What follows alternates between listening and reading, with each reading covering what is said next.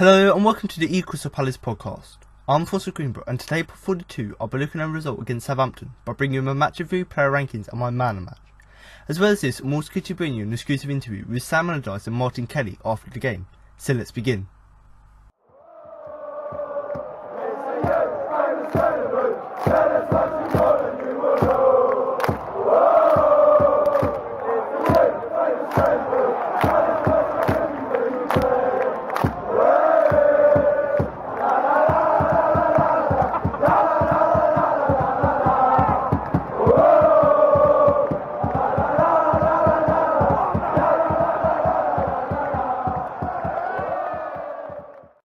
Palace's 4-match winning run came to an end thanks to a flurry of late goals from Southampton, who scored twice in the dying stages to deny Sam Allardyce's men a deserved point.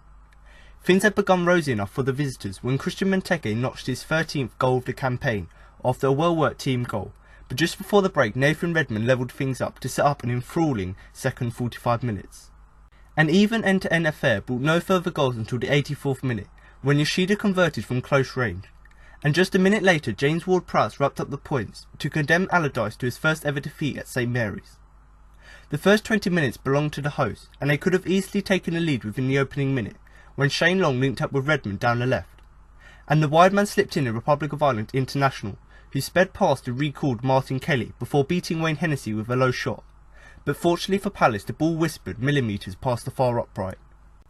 Allardyce's side had their first stiff-on goal after 11 minutes, when Wilfried Zaha won a free kick outside the area, which Luka Milivojevic curled around the outside of the wall and saw it clip off the base of the post on its way out. But the Saints continued to look the more threatening from open play, and after a racking pass by Stephen Davis sent Shaw scampering down the right, a fantastic cross by the fullback allowed Redmond to head goalwards, but a fully stretched Wayne Hennessy managed to palm the ball away to safety. However, after slowly working their way into the contest, things finally began to come together for the Eagles after half an hour, when a fantastic team move resulted in the deadlock being broken. Zaha allowed Slupp to push down the left, who returned the ball to the winger, and after he cut inside, possession swiftly went to Jason Puncheon before Andros Townsend delivered dangerously into the area, where master poacher Benteke was on hand to tuck the chance past Fraser Forster and open the scoring in fine style. Unfortunately for Palace though, the lead wouldn't be taken into the interval, as in the final minute of the half, Southampton controversially found an equaliser. As Zaha tried to shepherd the ball out of touch in his own third, he seemed to be barged over by Ward-Prowse, but the England under-21 international was allowed to swing across it towards the back post, where Redmond was on hand to chest it down and scuff it into the bottom corner to level things up. 4 minutes after the restart, Claude Puel's men could have moved in front when Redmond cut the ball back to the byline and Mamadou Sakho did well to block a Davis attempt before Saws blasted the rebounder wide. And it looked nailed on that Long would finally score when he was played in behind the Eagles' back line and he chipped the ball over Hennessy, but thankfully also the crossbar. But back came Palace and they nearly restored their advantage through an unlikely source when a Townsend free kick was nudged into the path of Kelly by Benteke, and the defender thumped a shot off the post which rebounded into Zaha's path, who could only stab at the opportunity well wide. But then a minute later Hennessy made a fine reaction stop to deny the lively Long, when he escaped behind the defence again but could not find a way around the giant Welshman.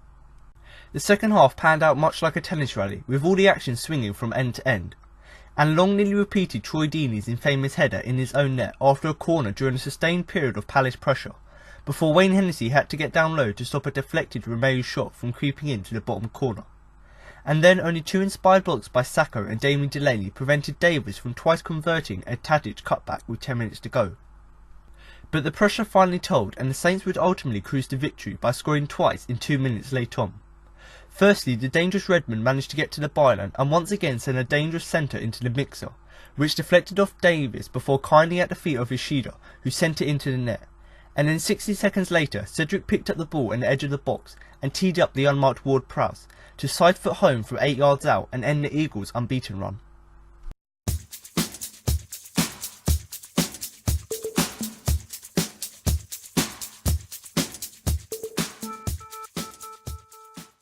Southampton's wing play and energy was just too much to handle for a Crystal Palace side that looked jaded by their 2-1 win at Chelsea last Saturday. Sam Allardyce will be disappointed his side got to 80 minutes at 1-1 on Wednesday before losing 3-1, but the Saints deserved all 3 points.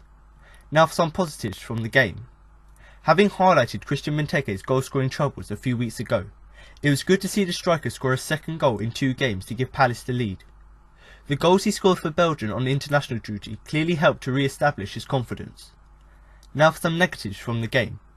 Palace had tremendous difficulty handling Southampton's quick, overlapping wingers and fullbacks. So much so that the passing the ball out to the wingers was their primary objective whenever they had possession. Tactical changes couldn't remedy it either.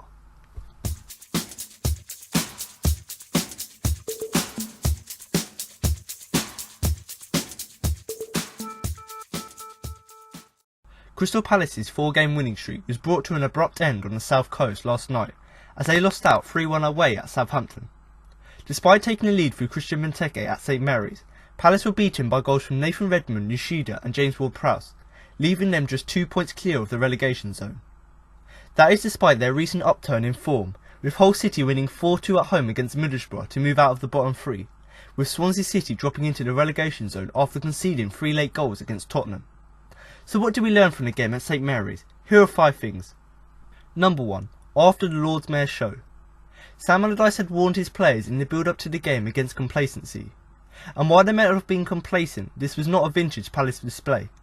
They scored the opener somewhat against the run of play, and never really lived up to the heights they had hit in recent weeks. Number 2. Frustration for Long. Shane Long was the constant threat for Southampton, but endured a frustrating evening in front of goal, with the striker flashing a shot just wide inside of 35 seconds, before being denied on one more occasion by Wayne Hennessy. On another night he could have had a hat-trick, but this was not his night. Number 3. Hennessy on song again. He had a superb game in goal for Palace against Chelsea on Saturday, and the Welshman was once again at it on the south coast, producing a number of fine saves to deny Nathan Redmond and Shane Long on more than one occasion. He could do nothing to stop the Saints scoring twice in the last 20 minutes to win the game though. Number 4. Benteke's scoring streak. There must be something about playing for Southampton for Christian Benteke. His goal at St Mary's was the 5th in his last 5 games against the Saints. This was also his 4th goal in his last 3 games for club and country. And number 5. How quickly things change. When Palace were 1-0 up, they were on course to stay 4 points clear of the relegation zone. With 20 minutes to go, they would be looking to be 2 points clear with the scores at 1-1. After they fell behind, there was a point that they were just 1 point above the drop zone in the as things stand table. By full time that had changed again, with Swansea conceding 3 late goals against Tottenham. As such, Palace are now 3 points above the relegation zone. Expect plenty more twists and turns before the end of the season.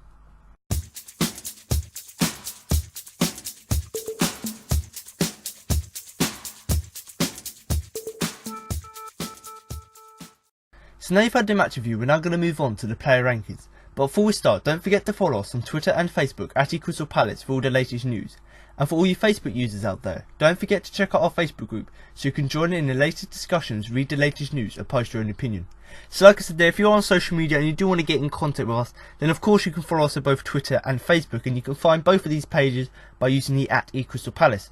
And obviously I would recommend you do follow us on both of these pages because we do regularly update them with the latest news, and that is including player and manager interviews after the game. So if you do want to keep up to date with all the latest news regarding Palace, including transfer winners in the run up to the summer transfer winner, then of course do give us a follow because we do regularly update that with all the latest news articles, and obviously articles and with interviews with players and the manager after the game. And also a thing that's quite popular as well at the moment on Twitter is Twitter polls. So if you do want to get involved and have your opinion heard on what you think about the current situation at Palace, then of course do follow us so you can vote in our Twitter polls. And obviously if you're on Facebook, obviously you can follow our main Facebook page, which is basically the same as the Twitter page where we regularly update it with the latest news. But if you are on Facebook, I would highly recommend you do join the Facebook group, which you can find using the @eCrystal Palace group.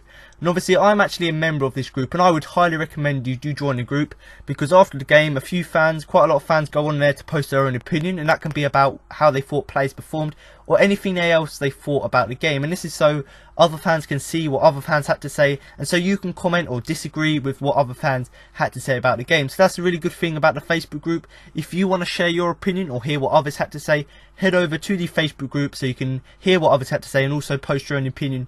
for others to see. But if you don't want to do that, and you just want to comment something about the game, feel free to do that. Also, if you went to the game and the Homestead Fanatics, for example, were putting up a banner, maybe take a few pictures and post them in the group, because I'm sure there'll be people in the group who weren't able to go to the game. So by taking pictures and posting it on the group, you're allowing the people who didn't go to the game to see the photos, and that could be any photos from the banners to players. Post it on there so fans who weren't able to go to the game were able to do that. But certainly, if you're a fan who likes to share his opinion or her opinion, and you like to hear what others had to say, then of course I'd highly recommend you do join the Facebook group.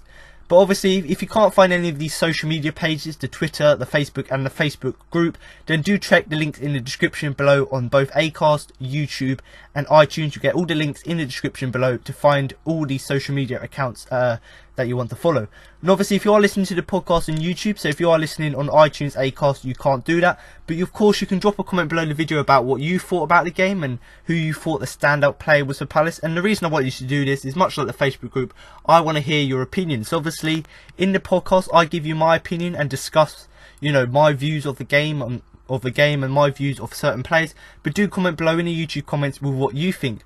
And obviously, the challenge I've set to the listeners for the last few weeks and months actually now, and quite a lot of people have started to do that, is for you to give me your player ratings, and obviously giving players ratings from 1 to 10, with obviously 1 being the worst and 10 being the best. And obviously, this is you commenting on how well you thought the players performed throughout the game, and obviously you giving them a rating reflecting on their performance. So obviously, the only reason I want you to do this is because in the podcast I give you my opinion and I rate all of the players from 1 to 10, but I want to hear how you thought the players performed. So you give your opinion on how you thought the players performed by giving the players their ratings. And even if you don't want to do that, you don't want to rate all of the players, then do drop a comment below about one of the players in particular, or maybe just something you saw in the game that you want to share, because certainly I've read the YouTube comments and I've certainly seen lots of different varying opinions on certain things to do with the club throughout the season. So do comment below the YouTube video with your opinions on the game, and obviously if you do want to accept the challenge, then go on to talk about the player ratings, and I'll go on later in the podcast to talk about my man of the match. But if you want to comment below who you thought the best player was, then of course do that. But like I said, if you do want to keep up to date with all things Palace, news, articles, interviews, all things like that, then don't forget to follow us on Twitter and Facebook, and obviously join our Facebook group. But enough of that, now to move on to the player rankings. Starting in goal with Wayne Hennessy, who I am going to give an 8. It looked like Hennessy would have another point-winning game, but couldn't do anything about the goals and held pretty much everything else. Pulled off the save of the game as he got down well to deny Redmond from a header after 20 minutes, and denied Long with a brilliant one-on-one save in the second half. So obviously Wayne Hennessy here, I've given him an 8 because once again it was a very good performance from the Welshman. And you may think it's quite weird, considering we lost 3-1, that I've actually given the goalkeeper an 8. But like I said in the introduction, you couldn't really blame Hennessy for any of the goals. You may blame him for one of them, but most of the goals, let's say 2 of them, you can't really blame him for. But other than the goals we conceded, Hennessy had a pretty good game, and he's continued his form, obviously, that he's built over the last sort of 4 wins we've had. But also the game against Chelsea was a massive there was a massive, hike in his performance, and certainly we saw that in this game again, where he continued his form and he made a couple of really good saves. And obviously we came into the game thinking whether Hennessy could keep on this form, but actually it was another, it could have been another point-winning game. The saves Hennessy made early in the game could have kept us in the game, but because our defence got tired towards the end of the game, that's why we went on to lose. But certainly Hennessy could have helped us to win the game with the saves he made, and like I said, couldn't really do much with the goals, because obviously some of them were just little tap-ins across the face of goal, so you couldn't really do anything about them. But other than that, everything else that came to him, he held it pretty well, and that kept us in the game, other than the fact that the defence was tired and a bit sluggish, let's say. And obviously the 2 saves I'm talking about, there was one to deny Redmond, so lovely delivery into the box for Redmond. Redmond headed it down, it was going to go bottom left corner. Hennessy managed to get down low, good reflexes to get it out for a corner, and that was in the sort of first 20 minutes, so obviously keeping us in the game at that point. And then Shane Long was causing the defence lots of troubles throughout the whole game. But when he went one-on-one with Wayne Hennessy, Shane Long tried to dink it over Wayne Hennessy, but because Hennessy is so tall, he stretched that wide, managed to get a hand on it, and obviously make the save out for a corner. And that's brilliant. a few months ago, he probably wouldn't have been able to do that because his decision making wouldn't have been any good. But you know, his confidence meant that he was able to trust himself to go forward, try and claim the ball, and then stretch out to make the save, which was fantastic. And that obviously save was in the second half, did keep us in the game at that point. But then, like I said, I'll go on to talk about this. But the defence got a bit tired as the game went on, and obviously that's why we went on to lose. But certainly for them 2 saves alone, and for his sort of distribution and you know, all the other little saves and catches he's done throughout the game, I think he fully deserves the 8. And like I said at the beginning, you can't really fault Wayne Hennessy for any of the goals, but hopefully he can continue this form in the next game against Arsenal, and hopefully if we can, you know, get something from this game, hopefully it will be because of, yes, the defence was solid, yes, we could score goals, but also because Hennessy was solid again. Obviously moving on now to the right back Joe Ward, who I'm going to give a 5. Regress to the Joe Ward from about a year ago. Ward had a difficult game against Southampton's wingers, letting Redmond find too much space early on and get behind in the first half. Got beaten far too easily by the Saints winger again for the home side's second goal, after a poor clearance and then a flat-footed response to Redmond's skill and pace. So obviously Joe Ward here, I've given him a 5, and after I sort of gave him a little bit of praise about how his form has increased over the last few weeks, he came to Southampton, you know, obviously a bit tired like the rest of the squad, but he had a pretty a bad game, and it was sort of much like the Joe Ward we see at the beginning of the season and at the end of last season, the Joe Ward with no confidence, with no form. But to be honest, you know, he had a really difficult game. I'm not really going to dwell on it too much, but because the whole squad sort of had a down game, especially the defence. But Ward really difficult against the pace of Redmond, all the other wingers. He couldn't really deal with their pace, their skill to get into the areas, especially Redmond. Like I said, you know, he left Redmond too much space, you know, to get in behind for the first goal. So obviously the cross came in, Ward wasn't there quick enough to get to Redmond to stop him getting to the header. Obviously Redmond scored or chested it down and scored from that, and that's because Joe Ward wasn't marking him quick enough, or wasn't at him quick enough. And then for the second goal as well, you know, the ball came down on the right hand side. Joe Ward let the man get past him too easily into the area, and then that was and because of that bad clearance led to that pass, and then obviously that's why they scored the other one. And then the other one, you know, flat-footed response to Redmond's skill and pace, so he couldn't really cope with Redmond's skill and pace, and it's surprising that he got taken off instead of Slop, because I personally thought in the game Slop was playing better because he was being offensive, more offensive and helping the attack than Ward was. But Ward stayed on the pitch, and obviously, you know, he continued his bad form. Didn't, you know, that substitution changed into a back 3 didn't really change the way he was performing, and obviously led to him having a pretty down game. But like I said, Joe Ward, giving him a 5, you know, not the best game from him, and certainly looked like the Joe Ward we've seen at the beginning of the season. But you know, we can't blame him for the first goal, for not marking Redmond close enough to stop him chesting the ball down. And then the other goal, he just let the pace and skill of Redmond get the better of him, got the ball into the area, and obviously they scored from that. But certainly, hopefully Joe Ward can have this sort of few days rest before Arsenal, and hopefully regain its confidence back, and obviously his form, because like I said, he was starting to begin to build up form in the sort of 4 games prior to the Southampton game. But obviously this game was sort of a downer, and I don't know whether it's because he played, you know, 2 games in a week, but whatever it was, you know, obviously his form went down. Obviously moving on now to the man-mountain Mamadou Sakho, who I'm going to give a 7. Palace's best defender yet again, finding himself in the right place at the right time to clear in the box on a handful of occasions. Made a number of key tackles during the game. One particular block to deny Davis in the second half was brilliant. But he did find Long's pace difficult to deal with at times, and that dragged him out of position by James Ward-Prowse for the 3rd goal, before losing the Saints man in the box. It wasn't the greatest of performances from the defender, who's been stellar since he arrived. So to Mamadou Sakho here, I've given him a 7, because once again, it was a pretty solid performance from Mamadou Sakho. But like I said at the beginning, the whole defence was sort of playing under par, which meant we lost the game. But I've given him the 7 because he actually performed quite well defensively, and that might be strange considering we conceded 3 goals. But certainly I've gone to talk about, you know, why I've given him it. But the first thing, really, he was the best defender. So out of all of our defenders playing in that sort of back line, you know, Mamadou Sakho was by far the best player. And obviously, in the sort of up to the 70th minute where we were at 1-1, you know, he was certainly playing well. But obviously, once the first goal went in, the heads dropped again. and then obviously they went on to score. But, you know, he was in the right place at the right time, and that's sort of his good awareness he's got, you know, to get in the way of blocks, to make tackles, things like this. And there was loads of times, you know, Southampton were putting us under quite a lot of pressure in the first half. We were doing the same to them. It was much like a yo-yo game, going back and forth. But when we were under pressure, there was a handful of times Mamadou Sakho got in the way to get tackles in, to put headers in, to get the ball away, and that was pretty decent. That's why we played quite well defensively in the first half. And also, you know, a number of key tackles. You know, one particular really that stood out for me was against Davis. So Davis is coming into the box, Sakho made the tackle, got the danger away, and that was in the second half. Like I said, it was 1-1 at that point. That kept us in the game.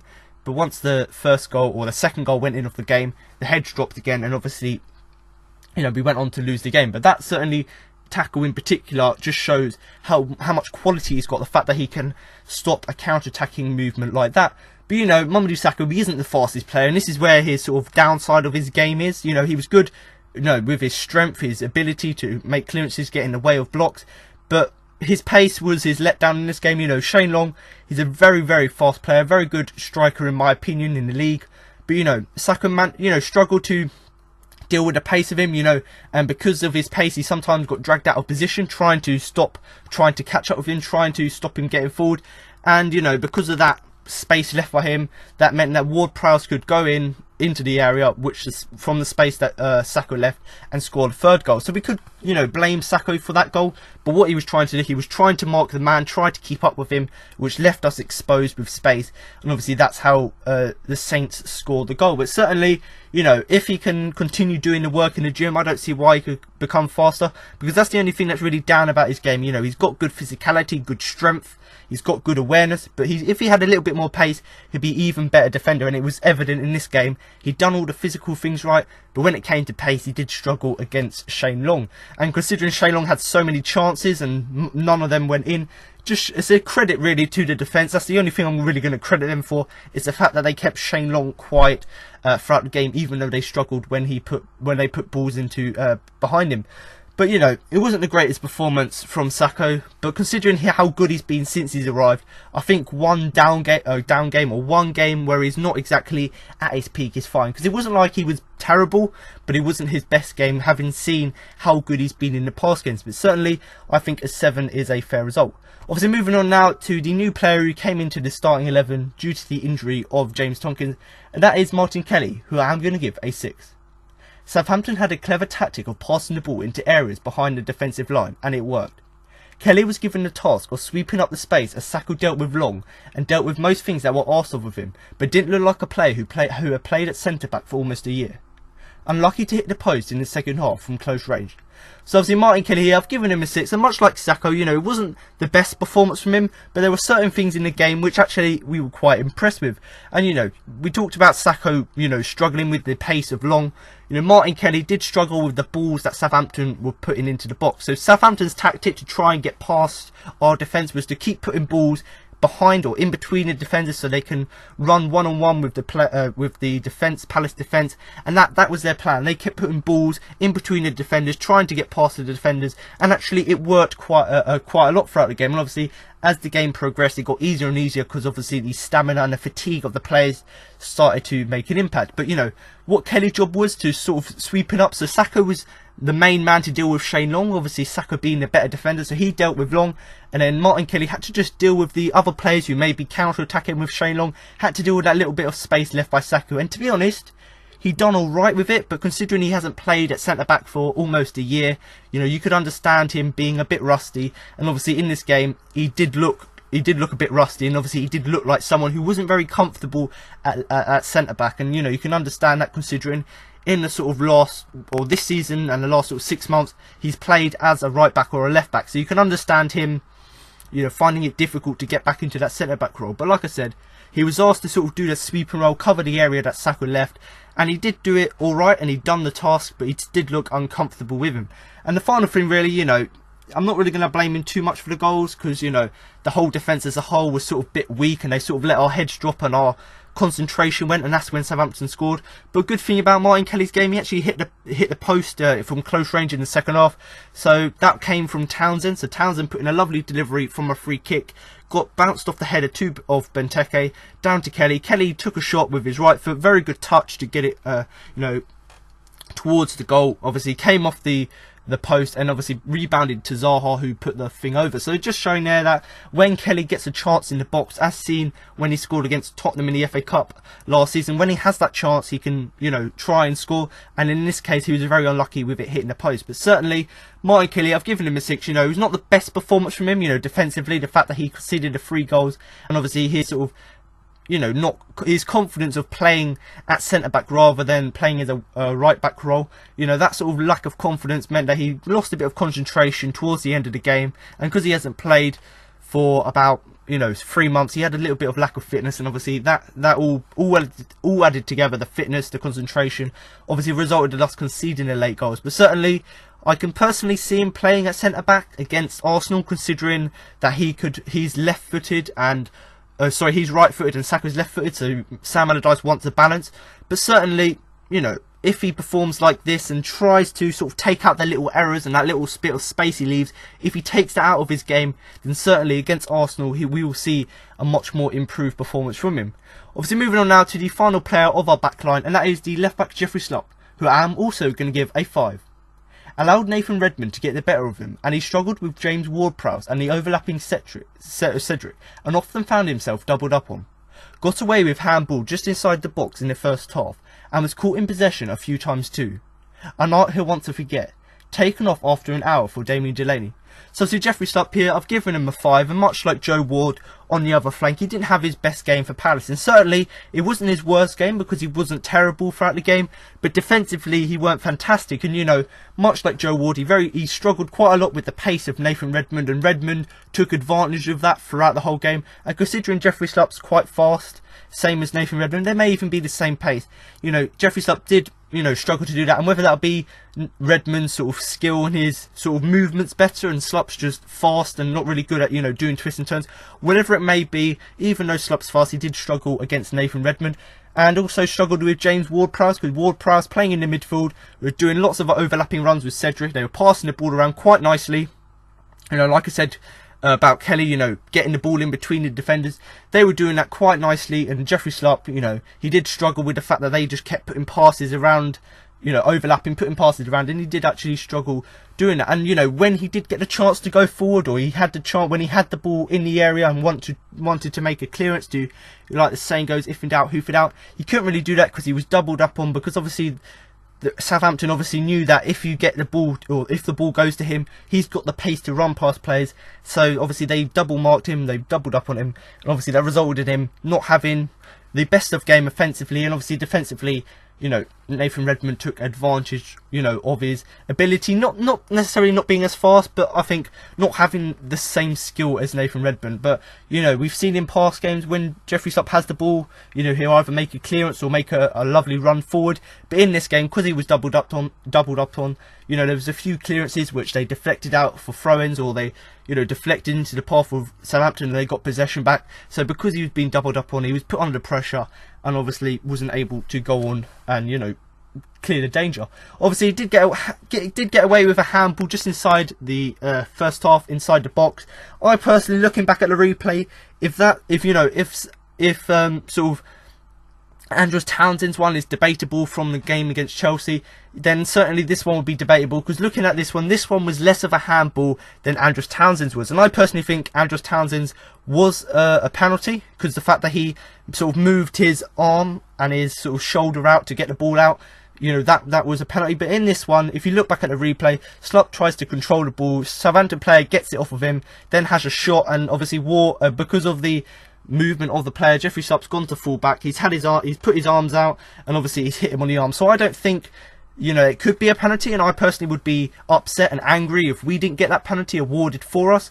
But the fact that, he was just got turned by the attacker and he was almost going to fall on the ground, it hit his arm, I personally don't think it was, I personally don't think it was on purpose. And certainly Andros Townsend one, yes, was a penalty because he moved his arm, but I think this one was ball to hand, because he literally, the Southampton player, yes, you know, Jeffrey Sutton moved his hand up, but that's because he was falling to the ground, and obviously when the Southampton player hit it, it obviously went on his arm. But certainly I think we did get away with that one, because on other days that would be given. But you know, other than that, caught in possession a few times, lost the ball, not really the best performance from him. And to be honest, since he signed for the club, this is probably his worst performance, because in past games he's had fantastic games, you know, against Everton in particular. But it will be a night he will want to forget. And obviously he was taken off because of his sort of lack of form in the game, his lack of influence. He was obviously taken off after about an hour for Damien Delaney. But just to sort of summarise the defence as a whole, were very tired from the game against Chelsea, so we put all of our efforts into trying to beat Chelsea, trying to match Chelsea, ended up winning that game, but because of that, the fatigue, the tiredness, meant that we lost our concentration throughout the game, towards the end of the game. So, because up to the 70th minute we were fine, we were very good defensively, we were, you know, pretty solid. We only conceded that goal, which is debatable, controversial in the first half, but we conceded that goal. Up until the 70th minute we were combative, let's say.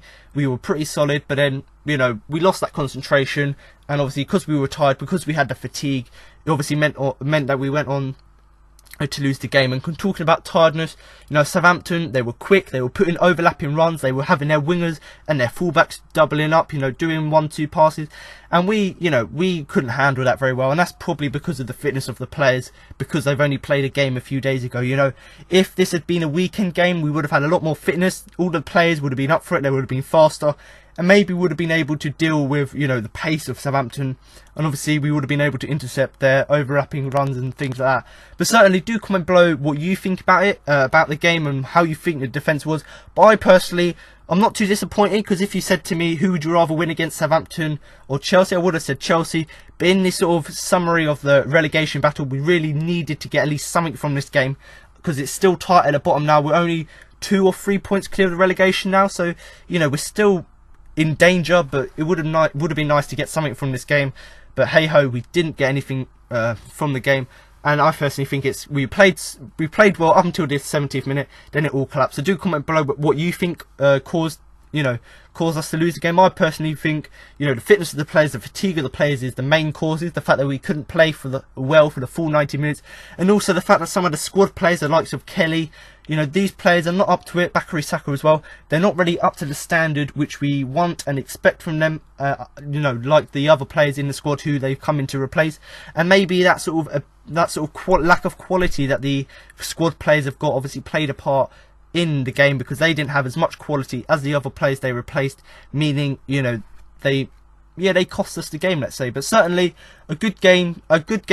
Well, up until the 70th minute, but after the 70th minute, like I said, a loss of concentration cost us the game. Let's move on to the first midfielder, Young Bai, who I am going to give a 6. Found himself often overrun in the centre of midfield and struggled to get his foot on the ball and make things happen. Went off at half time with a calf strain and was replaced by Bakary Saka. So to Young Bai here, I've given him a 6 because it was a pretty average performance from the Frenchman. But considering he went off at half time, he weren't really at fault for the goals we conceded later on in the game, because obviously he wasn't on the pitch. But certainly the time he was on the pitch, like all of the defence, you could see that he was a bit sluggish, because he's played, you know, the full 96 minutes, whatever it was, against Chelsea. He went on to play a full 45 minutes here against Southampton, and you could see it was taking his toll. And obviously because he was sort of lacking fitness and he wasn't really playing to his best ability, he did struggle to get his foot on the ball, so he didn't really have many touches in the game, he didn't really have much influence in the game. And obviously because he didn't have that influence, he couldn't make things happen. So playing in that sort of midfield role, drifting between offensive and defensive work, he couldn't really get the ball to his feet and try and, you know, put these long passes which he likes to do. He wasn't able, you know, to do defensive work, make tackles in, purely because I think because he was playing a bit sluggish, because he was lacking the fitness. And obviously he went off at half time with a calf strain, and you know, as I'm recording this, you know, this morning, that Sam Allardyce confirmed that he probably missed the Arsenal game,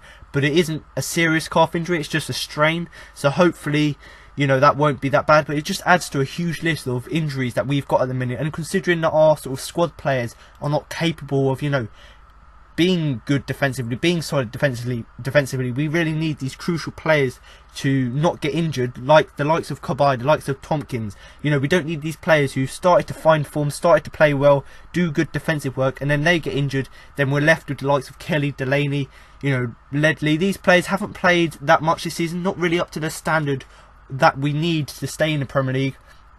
And obviously, you know, because of that, we're leaking in the goals. But certainly, you know, the time he was on the pitch, I've given him a 6 because he did do some stuff. You know, he was playing that role in the centre of midfield. So I suppose because we only conceded late on in the first half and he had no involvement in that, I suppose in the build-up to our own goal, I suppose it's credit to him, you know, the way that he was playing, controlling the midfield. But other than that, like I said, struggled to get onto the ball a lot, make things happen, and obviously went off at half-time with the injury, which we all dreaded. You know, I personally would have liked maybe Matthew Flamini to come on instead of Bakary Sakho, to put on another defensive player. But, you know, Allardyce decided to sort of go out Southampton, and yes, it was a good decision because Sakho has got skills, but Sakho also has had a lot of injuries and is not really up to the standard. But like I said, you know, when the likes of Cabaye, when Slup went off as well, the defence fell apart. So, you know, we were playing really well, until the 70th minute. So whether it be these substitutions that changed the game, whether it be the fatigue of the players not being up to full fitness, all of these things added together. You know, once the 70th minute went, we conceded the first goal, conceded the second goal, conceded the other one, and then sort of our heads dropped and we weren't really able to get back into the game. And like I said already, I've touched on it, but I can't really highlight it enough. You know, our sort of team players, our rotation players, they're not really good enough, along with the whole team being tired. So that sort of the whole team being tired, along with a few players coming in who, yes, they might not be tired, but are not really good enough. They're not really at the standard that the other players have been performing. You know, that's gonna make your defense fall apart, because you've got rid of players who are really full of confidence, are playing well, and putting in with players who've got no confidence, not playing well. And obviously, that's, in my opinion, why the team fell apart. But certainly a 6 for Yohan Cabaye. You know, if he stayed on the pitch, I'm sure he would have had more influence in the game, and probably at half time after that he would have grew into the game. But unluckily for us, he got injured. We'll miss the Arsenal game now, but hopefully he'll come back for the next games in a few weeks. Obviously, moving on now to the other midfielder in our sort of midfield 4, I want to call it, maybe our midfield 5. I personally think we were playing sort of a 4-2 formation, let's say, with obviously Luca and Cabaye in the middle, with with Punchin on one wing, Townsend on the other, with Zaha and Benteke playing up front. But personally, you know, Luka Milivojevic done a pretty decent job, and obviously that's why I've given him a 7. A typical battling display from the Serbian in defensive midfield, with a couple of well-timed challenges on the edge of the box in the opening 15 minutes. Hit the post with a delightful free kick. Clashed with Long in the box as the Saints man went down, but for what was definitely not a penalty, but was unlucky to deflect in Redmond's equaliser. Taken off for Flamini in the final few minutes of the game. So obviously Luka Milivojevic here, I've given him a 7 because once again it was a very solid defensive performance from the Serbian, and considering he weren't really at fault for the 2 goals we conceded at towards the end of the game, I personally can say he had a pretty decent game. And you know, the word I've heard a few people use is sort of battling, so it is a typical battling display. So since he's come to Palace, he's played about 6 games now, and every game we see him battling in that defensive midfield role, you know, breaking up play, putting in tackles, putting in blocks. And in this game, he done that very well, and especially in the opening 15 minutes, so just before, you know, we grabbed our first goal. Lovely, well-timed tackles just on the edge of the area to win the ball back. And like I said, his battling role is to break up play. He done that with these brilliant challenges. In the opening 15 minutes, he was fantastic, probably the best player of that period. And towards the end of that period, sort of the 20-minute mark, we had a free kick just outside the area, maybe about 20 yards. He took the free kick, lovely curl in it to get it around the wall, and it hit the bottom of the post. So just showing that yes, he's good defensively, but also he's got a mean free kick. And certainly, you know, seeing the free kick he scored in training, seeing that free kick there that he had during that game, I don't see why we could put him and maybe Cabaye rotating on free kicks, because certainly that free kick, the curl on it to get it around the wall, and the sort of the dip on it to get it right into the bottom corner where, you know, Forster wouldn't have been able to get it, that was fantastic. And you know, he was unlucky to hit the post with it, because like I said, it was a delightful one. If that had gone in, it would have been 1-0 to us, and then maybe Benteke scored a few minutes later, it would have been 2-0, and maybe the game would have been dead. But certainly unlucky with that free kick. And there was a sort of a, you know, controversial moment. I talked about Slup's handball. There was one where Shane Long went down in the box, and it was definitely not penalty. You know, first of all, if there was contact, which I don't think there was that much contact, but if there was contact, for starters, it was outside the box. And number 2, you know, Long's run into Milivojevic there trying to win the ball back, and then Long's run across him, which meant he's fallen over. So really, there was no contact there, or no sort of. It wasn't really a dive because they run into each other, but you know, it's it's not a foul, it's not a penalty, because like I said, it was outside the box, and also they ran across each other. But certainly that could have been a penalty, but luckily for us it wasn't. And like I said, it definitely wasn't a penalty, and certainly lots of pundits have said that. And you know, for him, really, the unlucky thing for him, really, you know, he put in a really good defensive performance, was especially solid in the first 15 minutes, hit the post with that free kick. But the only thing really, you know, Redmond's equaliser towards the end of the game, so the 45th minute, lovely ball into Redmond, even though there was a foul on Zaha. The ball got whipped in, you know, Redmond chested it down, Luca got a touch on it. I tried to pronounce his name there, but yeah, he got a touch on it, and obviously it did deflect in. So certainly he tried to block it on the line, tried to put his body there to stop the chance going in, and obviously it wasn't enough. So just showing, you know, that he's trying to put his body on the line to keep the team in the game. And obviously, much like Kabay, he was taken off towards the end of the game for Matthew Flamini. Personally, I think Luca and Flamini could have been a good partnership in the midfield. They're both very physical players, but you know, Allardyce decided to go for a different tactic. But certainly a 7 for Luca, I think, is a pretty fair result considering how well he played in the first half, and he did carry it on in the second half. But you know, like I said, the whole defence sort of, their sort of fatigue and their fitness sort of showed towards the end of the game, and obviously we were just ripped open by Southampton. But I personally think 7 is a fair result from him. Obviously moving on now to Wilfried Zaha, who I'm also going to give a 7. Really struggled to get into the game early on, but when he got his first proper run of the match, he started to move that Benteke's goal. Had the chance to double Palace's lead with a volley in the box, but blazed it over. Looked to be fouled in the build-up for Redmond's equaliser on a frustrating night for the Ivory Coast winger. So obviously Wilfried Zaha here, I've given him a 7, and it wasn't the best performance from Zaha considering how well we've seen him played in the last few games, and certainly we did see that at the start of the game. You know, he did really struggle to get into the game early on, and you know, much like the rest of the team, he was quite sluggish. But you know, when he got his first proper run of the game, that's when he set up Benteke's goal. That sort of upped his performance. So he got that little run, made that run. You know, a few little passes, one from Punchin to him passing to Punchin again, I think it was, passing to Townsend. So he set up that run, and once he made that first proper run of the game, he started to grow into the game. And sometimes that's what it takes for players. You know, they may be not playing well towards the beginning of the game, but it may take one pass, one shot to sort of get them to sort of grow into the game. And certainly in Zaha's case, it was that run which sort of got him to settle more into the game. And also, you know, obviously we were 1-0 up, but he had a chance to double Palace's lead, you know.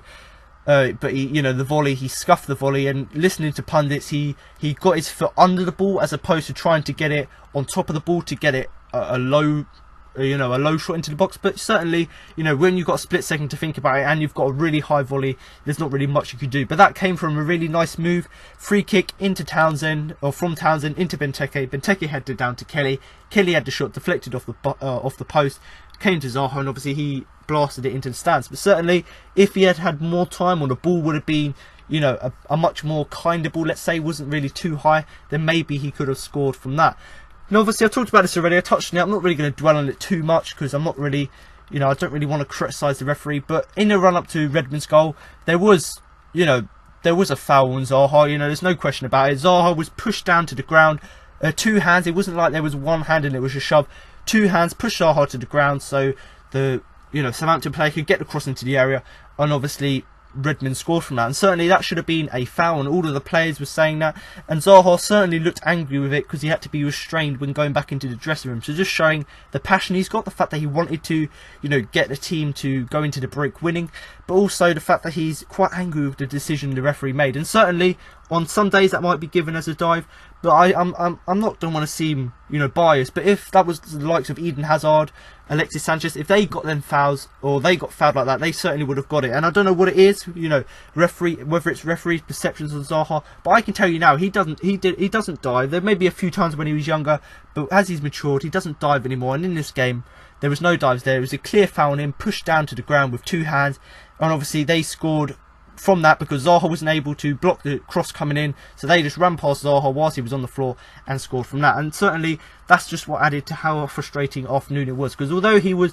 an alright attacking threat, and that's why I've given him a 7, you know, overall it was a really frustrating night from him because he didn't get any chances, and also because of the foul. And you know, like I said, we would have gone into half time 1-0 up, and the game maybe would have been different. But you know, because of that foul, because the referee ignored the foul, then obviously that's why we went on to lose the game, or to change the course of the game, let's say. Obviously, moving on now to the captain, Jason Puncheon, who I'm going to give a 6. Didn't quite influence the game in a way that you would have liked to him on his return to the South Coast. Some neat passes, especially on the break, but the final ball killer was often lacking. Was forced into defensive midfield after Kabay was removed at half time and went into his shell. So Jason Puncheon, I've given him a 7, and it was an alright performance from the captain, but not the best and not the performances we've seen in past weeks. And you know, we know that Jason Puncheon's renowned for his influence on the game, the way he can pass, the way he can, you know, slow the game down. But in this game, he really struggled to influence the game. And considering he's the captain, he really was up for the game. You hear, you know, interviews before the game. He really wanted to, you know, go and make impact on the game. And considering he was returning to his old club, he wanted to show them, you know, what he's capable of. But he didn't really have that influence in the game. And although he had a few neat passes here and there, and when we were on the break, he was able to, you know, go on the counter and find passes, which one of them, the pass that he gave to Zaha, then to Townsend, then we scored. So he did set up that counter attack, but other than that one chance we had, he didn't really have any influence on the game. And you know, we also know he's really good at long shots. He's got that sort of killer ball, but in the final third, he couldn't really find any chances. And considering sort of last season he scored a shot from quite outside the box, maybe 30 yards against Southampton, he's got that quality to do it. He's got that killer ball, he's got that instinct, but in this game it was lacking quite a lot. And you know, that just added to his sort of lack of influence on the game. And you know, when Kabay went off, I talked about the game change when he went off, because Kabay was playing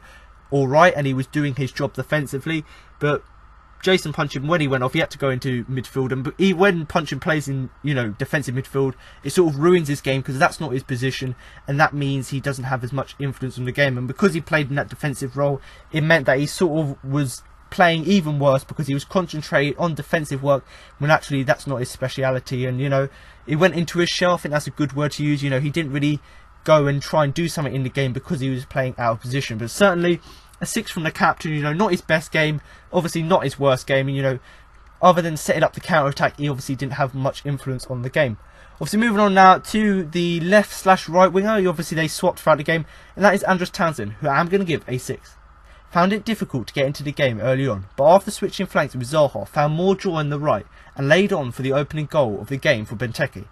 He did lose Redmond in the box for the equaliser though, and in the second half he was forced to the left wing back as Palace shifted formation. So see, Andros Townsend here, I've given him a 6, and you know, it was a pretty decent performance from him once again, but you know, not the best that we've seen this season, but certainly he's still done the job what was expected of him. And obviously, much like Zaha, he did struggle to sort of first off get into the game, and he didn't really have that attacking threat, that attacking sort of yeah, let's just say he wasn't an attacking predator as he was in past games, a new word I've created there, but he didn't really have that much influence on the game. And you know, considering that, you know, like I said already, the fatigue of the players, the fitness of the players, you could understand why he wasn't performing as well, because he's still got the impacts of playing that game against Chelsea a few days ago. But certainly, you know, the way that he sort of grew into the game was changing flanks with Zaha. So Zaha, he had that one counter attack, and that sort of grew him into the game. For Andros Townsend, it was different. It was when he swapped flanks with Zaha, he grew into the game a lot more, and obviously that's when he found a lot more joy. So he was much more happier playing on the right, and obviously he got the assist, which I believe is maybe his third assist of the season. You know, I've said already, lovely counter attack. So the ball from Puncheon to Zaha to Townsend run to the byline, whipped the ball in, and then obviously Benteke scored. So that was good. He assisted Benteke for the opener. But you know, other than that, he didn't really have any more attacking threat. He didn't have as much attacking threat as he usually has. And you know, towards the end of the game, obviously with us changing formation, and you know, but we were on the back foot, we were trying to be defensive. You know, Townsend ended up playing a sort of a left wing back role, so he switched flanks again, and obviously for the equaliser. So, but when he was playing in that defensive role, Redmond ran into the box, and obviously Townsend was the player meant to be marking him. He got past him, but considering Townsend's an attacker and he tried his best to do his defensive work, but at the end of the day, the defender should be doing that work. But obviously he was left to the winger in this choice, and obviously Townsend did lose him. But you know, like I said, he lost in Redmond for that chance. In the second half, he was forced into left wing back role, which when we changed formation, which he actually done alright, considering he's got that sort of pressing ability, that tracking back ability, he's got that pace, and he showed us in past games, especially against Chelsea. His defensive work doesn't get as much credit as it should, but his defensive work is alright. But in this game, he didn't really have as much influence on the game as he would have liked. And I certainly think if our players had stayed fit, we would have stayed in the same formation, and he probably would have had more chances to go forward. But certainly a 6 from Townsend, a good assist for Benteke, but other than that, no real attacking threat. Obviously, moving on now to our final player, and that is Christian Benteke, who I am going to give a 7.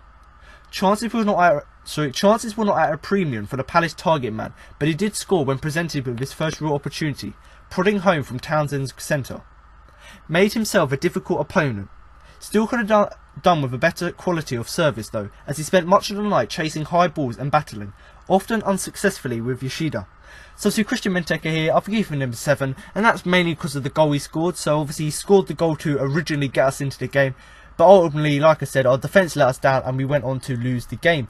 But certainly, you know, that goal from Benteke was a lovely, well taken strike. You know, I talked about Townsend's assist, that was good. You know, Townsend with that lovely run in to get past the defender to the byline to whip the ball in. Benteke, lovely timing just to get on the right, or get on the ball at the right time. He got his feet right, not to make sure he blasted it over, got it right into the centre of the goal, put so much power on it, and obviously scored the goal for Palace. But you know, although we didn't have that many chances, when he did have a chance, which is when Townsend put the cross to him, he took it, and obviously that led to him getting his 13th goal for Palace this season. So you know, people say they're still moaning about the fact that we let the likes of Glenn Murray go, Dwight Gale, but when you look at it, Christian Benteke, he's scored more goals than they ever scored in 3 seasons. So he's showing us the quality he's got. It's just unlucky for us that his quality he's not winning us games at the minute. But like I said, in this game, he didn't really have that many chances, but when he did have the game, or when he did have a chance in the game, he took it, and obviously, like I said, the goal was a fantastic strike. And obviously, he did make himself a difficult opponent. You know, he's got that physicality, he's got that power up front, he's got that sort of aerial presence. So he, you know, playing at that up front, you know, he tries to get on the end of all the long crosses. He tried to, you know, get involved with play, which he hasn't done much this season. And actually, he was still successful. But if he had had a better quality of service, he probably would have, you know, been able to do more with the ball, set up more counter attacks. And considering, you know, yes, he's got that aerial presence, but we kept putting long balls to him and he kept chasing him throughout the game and kept trying to battle with the centre-backs. But at the end of the day, you can't keep putting long balls to the striker expecting him to score. So when we did put a low ball in, we put a quality ball in, he scored. But all the rest of them, all these high balls, it meant that, you know, he didn't really get on the end of them. And obviously with Yoshida playing in the defence, he's done a pretty good job of containing Benteke other than the goal. So if we had been more creative and given him more quality balls, then I'm sure he would have had more chances from the game. Now, considering we did go on to lose the game, this came to a surprise to me personally, but actually Benteke was in the Premier League Team of the Week, and this was WhoScored.com. This was according to the WhoScored.com stats. So, you know, that goal he scored, that sort of aerial presence he has, that sort of involvement in defensive work, and obviously the counter-attack, things like that, that's resulted in him being on the WhoScored.com Team of the Week. So certainly that's credit to him. You know, even though we lost the game, he got into the Premier League Team of the Week. But certainly I don't think it was a terrible performance from him, but I personally think if the whole team was playing better and he had more service, he obviously could have done more throughout the game. And just looking back now, I think the WhoScored.com, he probably got about a 7.5. So that actually is pretty decent. I've given him a 7, but a 7.5, maybe an 8. That's a pretty decent rating considering he lost the game, and just shows once again the quality he's got to the side. Obviously they were all of the players from the starting 11. Do comment below with your player ratings, you know, rating the players from 1 to 10 with how you thought and whether you do agree with what I said about their performances. But before I go on, just to give you a little bit of a summary of the game, just to go through the substitutes, you know, Matthew Flamini, I'm not really going to give him a rating because he came on late in the game for Milivojevic and he just played sort of in that defensive middle of the park role for the final few minutes. Bakary Saka, I'm going to give him a 6, you know, he came on at half time for Kabay. He played in that sort of number 10 role, tried to be offensive, but you know, and the whole point he came on was just to sort of put Palace on the front foot, you know, trying to make us attack more. Obviously it didn't quite work, and you know, he did look quite rusty, and that's not really a surprise considering he hasn't played since last year. So them sort of injuries he keeps having is affecting him, and when he finally does get away from injuries and doesn't have one, he looks rusty because obviously he's not up to full fitness. And obviously he's primarily a winger, but in this game he was played in that number 10 role. Yes, he's got the physicality to sort of hold off defenders, but he didn't really have that quality in the final third. And then Damien Delaney as well, he came on for Jeffrey Slupp with 15 minutes gone in the second half. I've given him a 6. I personally would have preferred him to start the game, but that's another debate. Do comment below whether you think him or Kelly should have started. But he came on for Slupp with 15 minutes gone in the second half, because Allardyce wanted to change the formation, so he went to a back 5. He tried to sort of do that to stop the Saints' attacks, and to be honest, it did look like a good decision. But at the end of the day, once the 2 goals went in, the heads dropped, and like I said, the fitness affected us for the rest of the game. But certainly, yes, he came on and tried to make an impact, and yes, we were alright defensively, but like I said, once the 70th minute mark hit, we sort of collapsed, let's say, and obviously our defensive solidity just went out the window, and that's because our key players went off the pitch. But the one thing he did do, he made a point blank saving block late in the game, kept us in the game at that point.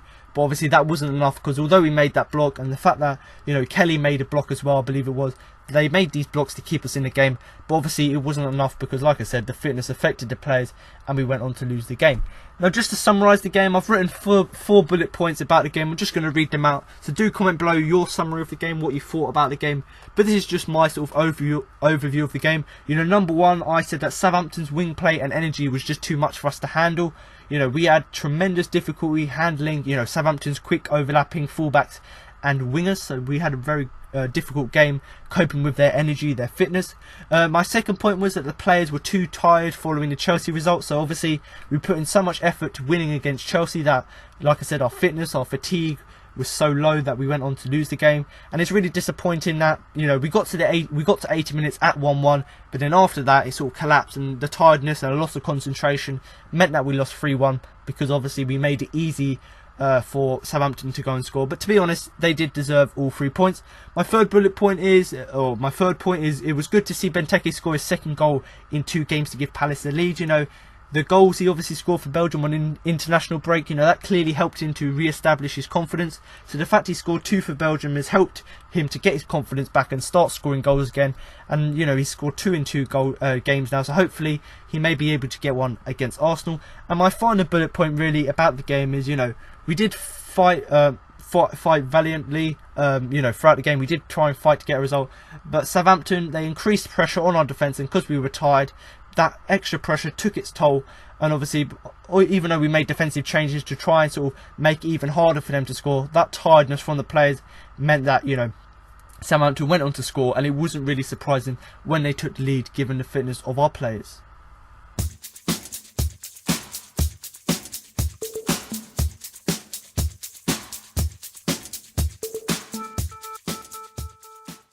So now to move on to the Man of the Match award. But before I do that and give you my Man of the Match and who I thought had the biggest influence in the game, I'm now going to give you the results of my Twitter poll. So obviously, if you do want to vote in next week to a poll and have your opinion heard on who you thought the best player was, and obviously the player with the biggest influence, then of course do head over to Twitter and follow me at the CPC Podcast. So obviously, the Twitter poll isn't run by Crystal Palace, but if you do give my personal account a follow, I do regularly update it like the Crystal Palace account with the latest news. So do give me a follow to obviously get the latest news, but also so you can vote in next week's Twitter poll and obviously vote for who you thought the best player was throughout the game. But this week, before I go on to give you the winner, I'm just going to go through the 4 nominations I had and obviously why I put them into the shortlist. Obviously, I put Wayne Hennessy in the shortlist, Andros Townsend, Luka Milivojevic and Christian Benteke. So I put Wayne Hennessy in there because he made a number of good saves to keep Palace in the game, not at fault for any of the goals in my opinion. Andros Townsend, he got the assist for Benteke's goal, and he did look a threat, you know, down the flanks, especially when he was playing on the left. You know, Luka Milivojevic put in some brilliantly hard tackles in front of the back 4, so he kept that back 4 protected, defended well and passed the ball brilliantly, you know, spreading the ball, setting up a counter-attacks. And I personally don't think he's at fault for the goals we conceded, because it was the defence mainly that capitulated towards the end of the game. And then Christian Benteke, I put him on there because he scored a brilliant goal. It was the only goal that we scored throughout the game. You know, the assist was good from Andros Townsend, but the timing he put on it, the timed run was fantastic, and obviously the shot, keeping it low, was good as well. But just to go through the Twitter results, in 4th place with 7% of the votes was Andros Townsend. In third place with 16% of the votes was Luka Milivojevic. In second place and runner-up with 27% of the votes was Christian Benteke, which means the winner of this week's Twitter poll with exactly half the votes, with 50% of the votes, was Wayne Hennessy for the second game in a row. So congratulations, Wayne. You don't get a trophy or certificate, but you do get my sincere congratulations on what was a very solid performance from you. And before I go on to talk about who I thought... Oh, yeah, I might as well go on to talk about who I thought. I personally thought Wayne Hennessy, was the best player. And that was only because he kept us in the game so many times with all these, these saves he was making, and he's certainly got his confidence up now. And if he can continue, making these saves, making these blocks, catching crosses, then I'm sure in the next few games he will improve and obviously be crucial to keeping us up this season. I personally could have picked Christian Benteke for his goal and the run he had, but I didn't pick him purely because other than the goal and getting involved in play, he didn't really do much in the game. Same with Luka. Yes, Luka's, his play was good. He was putting in tackles and he was protecting the back four. Obviously, towards the end of the game, when he was taken off, we sort of struggled. So, I don't think the fact that he was taken off shows that he wasn't really playing as well as Allardyce would have liked. But I certainly think his defensive work was good, but obviously not good enough in the end. And then Andros Townsend, I put him on there because I thought he was good, but I didn't really consider him for the award. Obviously, I put him on there for the assist. That was good. But obviously, Wayne Hennessy beats all these people because obviously the amount of saves he made. And to be honest, yes, these guys had good influence in the game, but Wayne Hennessy kept Palace in the game. So now you've heard my match report, player rankings and my man of the match. That concludes this week's podcast. Now I've got an exclusive interview with Sam Allardyce and Martin Kelly following the game. Martin, unfortunate defeat tonight. What are your thoughts on the game? Yeah, it was a tough game tonight. Both teams had chances. They created, their fair amount of chances. We feel coming in after the game that, we could have probably held out to get the draw in the end. But it wasn't, it wasn't meant to be. Nathan Redmond, pretty dangerous player down the wing. Do you think he was the key for them? I think, certainly second half it looked like they had a little bit more energy maybe, I'm not sure, but whether it was them playing at home or whatever, it was it felt like the last 30 minutes we was under a lot of pressure. For you coming into the side, did you have a lot of time to prepare for this one? Yeah, we had last week, from Chelsea really, so it was enough time, and Southampton played on Saturday as well, so it was enough time to prepare. Yeah, it was. And Arsenal up next, 2 home games in a row, a chance to bounce back and look to get points off them. Yeah, certainly. I think the run we've had the last 4 games before this one has been really good. So if we can, show the fans the solid performances that we've shown them previous to tonight, I think with the fans behind us, because the last few games that all season they've been right behind the team, so they're vital when we play at home. They're our 12th man, and we need them to be behind us at what's a local derby on Monday.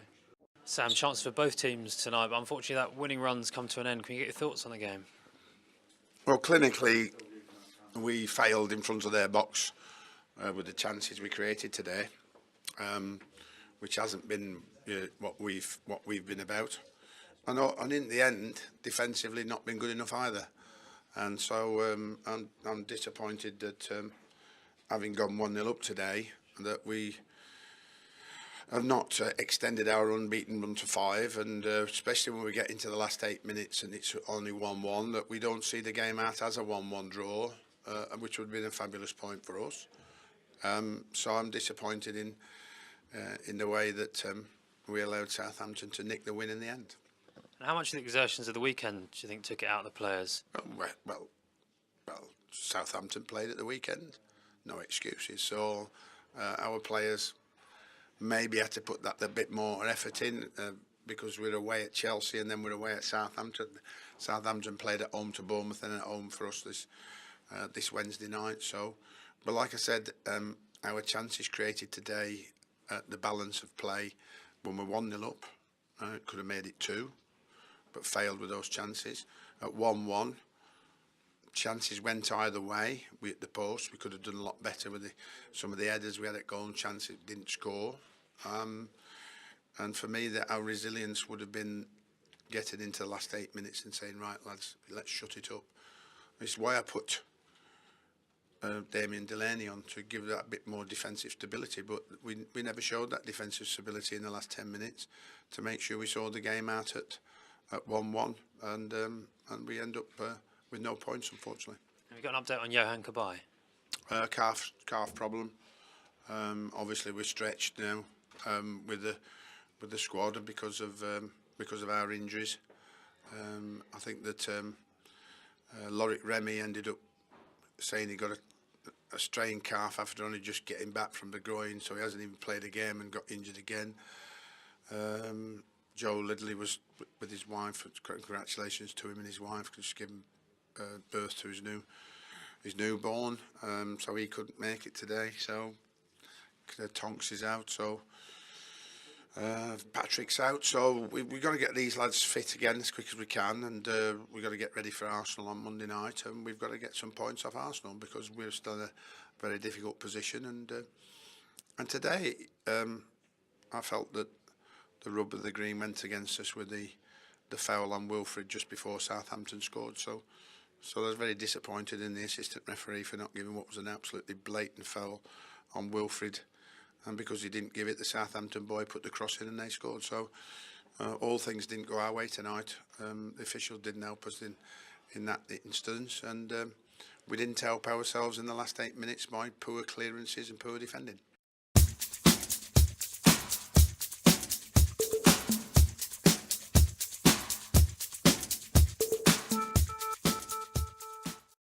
So there you have it. Now you've heard what Sam Allardyce and Martin Kelly had to say after the game.